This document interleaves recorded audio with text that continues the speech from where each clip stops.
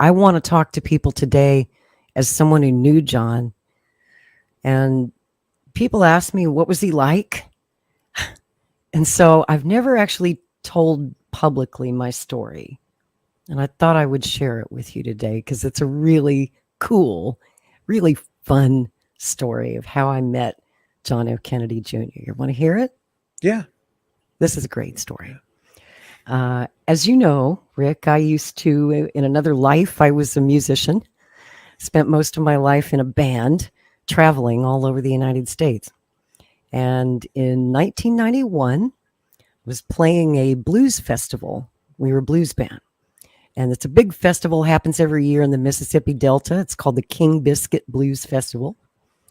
And I was there on the bill. And also, lots of other great acts on the bill.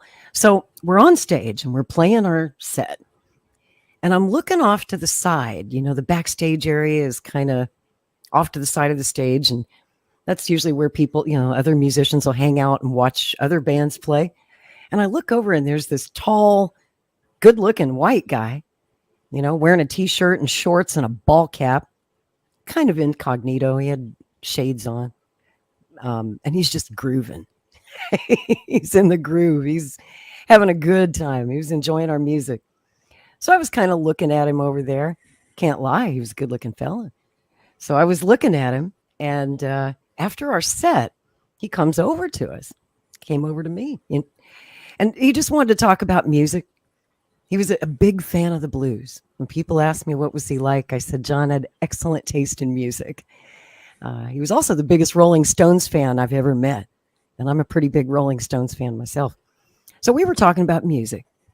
And I kept, I couldn't see his face because of the shades and his hair was covered with the ball cap. I wasn't really sure who I was talking to. I just thought he was a nice guy.